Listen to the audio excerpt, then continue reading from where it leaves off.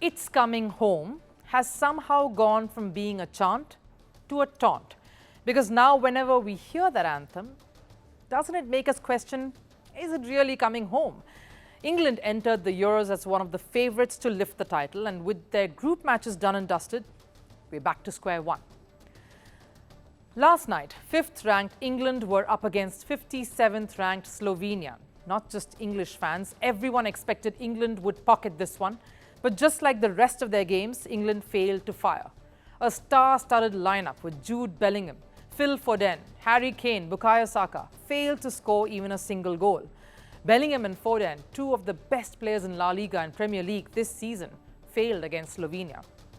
Now, we can sit here in our studios and state facts, but the English fans at the stadium had had enough. The stadium fused into one big voice, no, not to cheer England on, but to boo them. And they didn't stop there. Paper cups and any other waste were hurled at the manager, Gareth Southgate, who has been at the heart of all of this fire and criticism.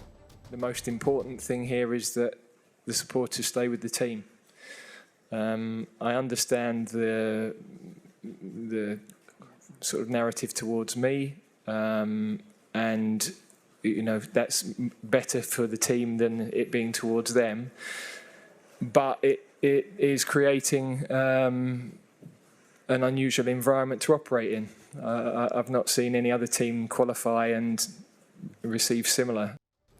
Southgate clearly trying to put up a brave front, saying animosity towards him any day better than that towards the team. But for how long? It's clear that Southgate is not the most liked person in England right now. His tactics are being questioned constantly, his style of play under the scanner. Everyone is after him.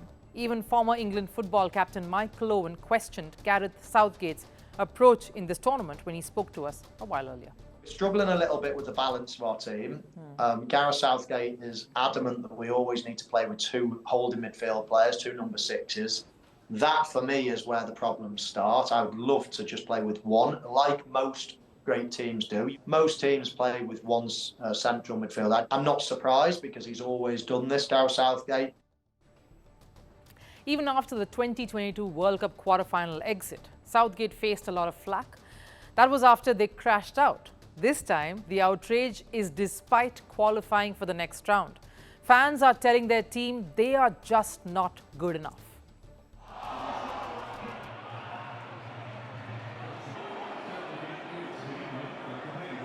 I've watched all of our games so far. They're all the same. None of them are exciting. I don't know. I'll get more enjoyment watching other teams. We are never going to win anything playing like that. We've got no chance whatsoever. Back in January, Ivory Coast sacked the manager mid-tournament and went on to win AFCON. If they're serious about doing anything, they'll do the same. Come on, England!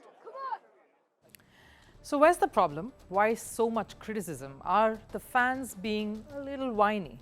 England supporters are really passionate about their side. They show up in massive numbers no matter where England is playing. Take a look.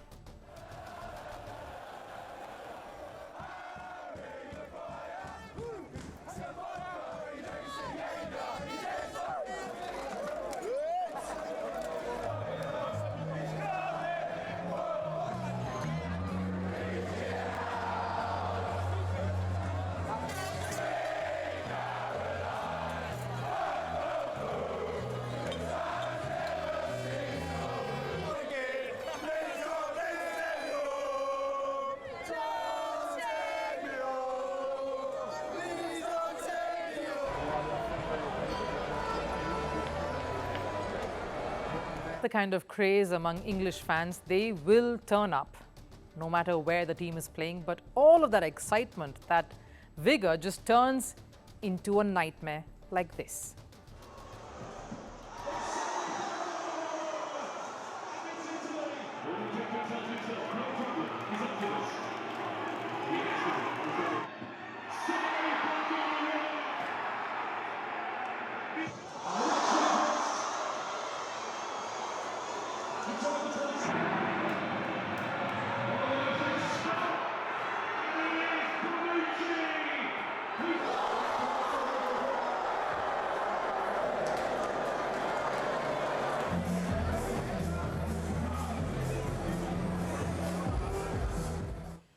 that's of course from all the various tournaments that England had to crash out of, and you could sense and see that pain, that exuberance of course turning into sadness, bitterness, onto anger. And when that happens, the anguish comes out. Then they start questioning, like how they are now.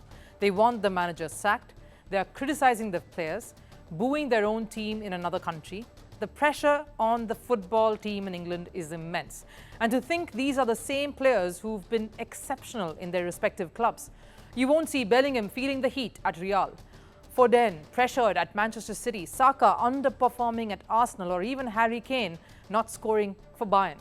When they all slip into England colours, somehow there is a switch which makes me think English fans share quite a toxic relationship with the English football team. Their passion and love for the Three Lions could be the biggest roadblock to England's success. Have a problem all the time with the pressure. We've got, we've got pundits, we've got the press, we've got the whole world that think we should win every tournament that we enter. It's not quite as easy as that. So the players have to manage all that as well as trying to put in a good performance on the pitch. So lots of hurdles for England to overcome, but we'll see how we get on. Here's the thing about England fans. They want to win at any cost. And if that doesn't happen, they bring the guns out. But the end result, England haven't won anything major since their 1966 World Cup triumph. Almost 50 years. They haven't won the Euros. They came close in 2020, but that campaign was just as heart-wrenching. Every fan wants their own team to win, yes, but with England, it almost feels like players are constantly at gunpoint. Fans can cross over from love to hatred in no time. And could that be costing England glory at the highest level?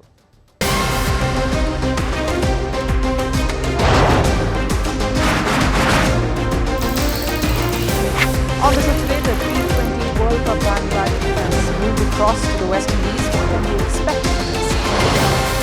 Hello, I'm Alison Green, coming to you from Durban, South Africa. Today we have a special show. Start with a report on India's shifting nuclear posture. The first time since India officially became a nuclear power. Hello and welcome to Firstpost America. I'm Aaron Ham, coming to you live from the nation's capital,